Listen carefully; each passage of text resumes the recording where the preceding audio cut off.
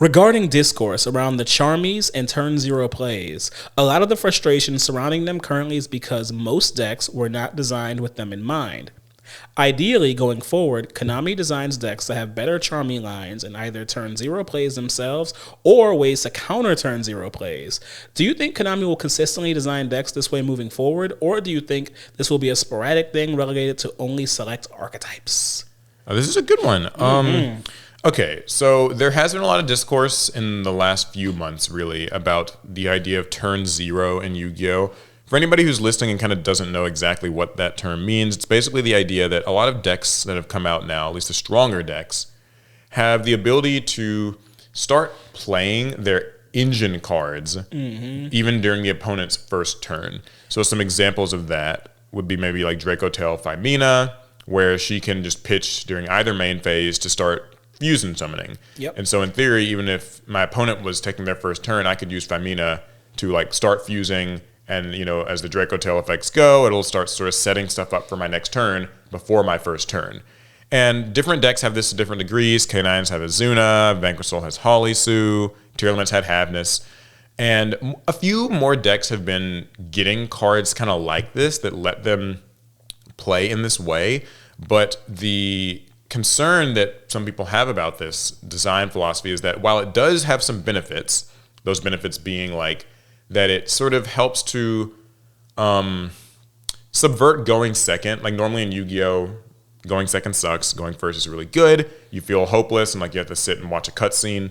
Well, now you can kind of get to playing in advance on your opponent's turn. Right. And that's always nice. And it kind of even undermines a bit of the power of hand traps that are sometimes seen as very like silver bullet, floodgate hand traps like Drone Lockbird or whatever, Artifact Lancia. Sometimes this can subvert those a little bit, even the most Charmy cards to a degree.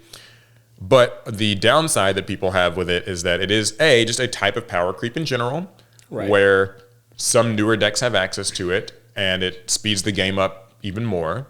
And also that, older decks can't do it. So there's just not a way for most decks released before like 2024, 2025, if they were even lucky enough, because not even all the decks released last year have this, but like if your archetype wasn't lucky enough to have a Turn Zero card, then you feel especially left in the dust.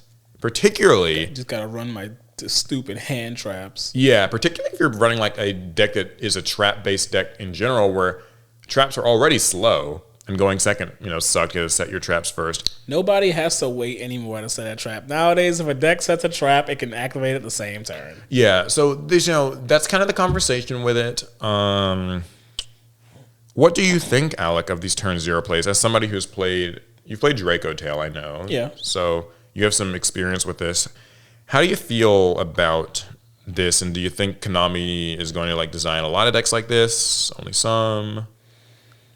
I mean, if you look at history, Konami typically, once they have a new type of card design, they push it until they make it bad.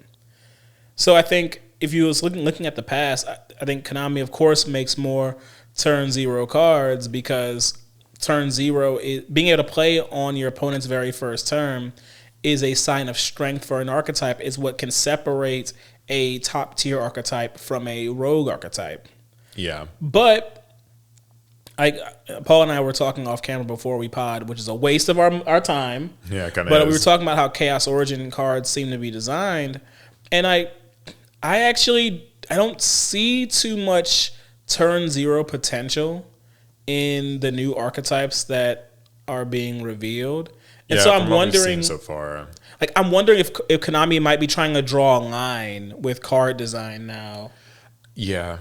But if can new archetypes even compete if they don't have Turn Zero plays? Because we have so much disgusting mess in this game. Yeah, they do. So as Turn Zero goes, everything I said up to now is just like a synopsis of the situation. He hadn't given an opinion. So now, for my actual opinion on the cards, I think they're really fun to use in like a tournament setting. I think for me, like when I'm playing in a tournament, there's so much anxiety around like your own performance and preparedness and all these things. And so having a way to play when you go second is a source of like relief almost. that, the dice roll or whatever wasn't the arbiter of fate. We're like, oh, I lost the dice roll. I'm going to just lose this round because they're going to go first and, whatever. So I tend to like the turn 0 cards. I think that as long as they are not disruptive to the opponent, which they can be, but I think that when they're not disruptive to the opponent, I don't have too much of a problem with them. I know Famina is really strong, but I tend to find her to be like not too bad. Look, I don't know. But like, I don't know. Like sometimes it's just, it does suck when, but like I say that as somebody who like, I'm oftentimes playing a deck myself that has access to them. Mm-hmm. So like, right now I'm playing Radiant Typhoon. They've got like Crocy. But even when I use Rescue Ace, even Rescue Ace has like some turn 0 cards with like Rescue Ace Impulse. I think that for decks that don't have access to it, you feel very, very far behind. Like you feel like, you are committing to the board and like, you're having to like wait your turn so much and these other decks just aren't.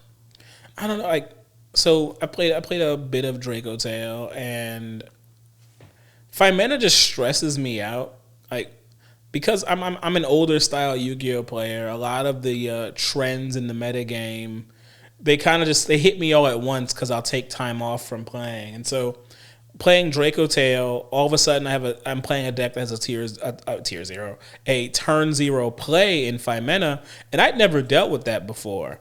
And honestly, that stressed me the hell out. My first few times playing Draco Tail, I didn't want to see Fimena in my hand because I didn't know how to actually use a turn 0 card. Yes, I can activate it on my opponent's first turn, but I didn't know like what was the best way to do it. Am I trying to set up for my actual first turn? Am I trying to disrupt their play? Am I going to accidentally turn something on for my opponent by having like a monster on board when normally I wouldn't?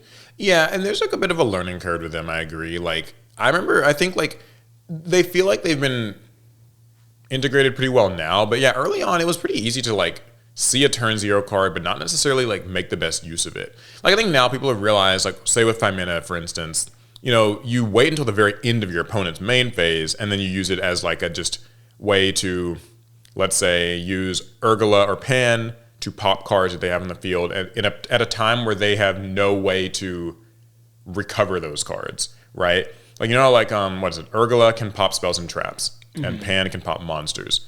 And so like I've always thought that's weird because the colors of the monsters green and are orange, reversed to what you think they'd hit. And so like basically if I'm going first, I'm playing like a regular deck. It doesn't have like turn 0 stuff, it's a kind of regular deck. Dark Magician. I have to set a couple cards and then Urgula and Pan pop up at the end of my main phase and they start popping stuff that I've already set, even maybe Called by the Grave, which would normally stop Fimena.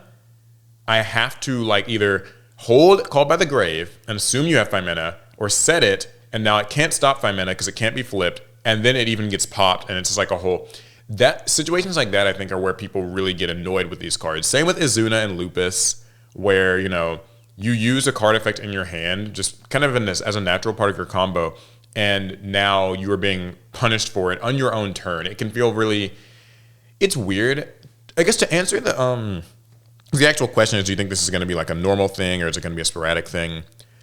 I hope it's normal if this is what Konami wants tournaments to look like. I think that every deck should get cards like it. I've seen that they have kind of retroactively gone back and given some archetypes turn 0 things.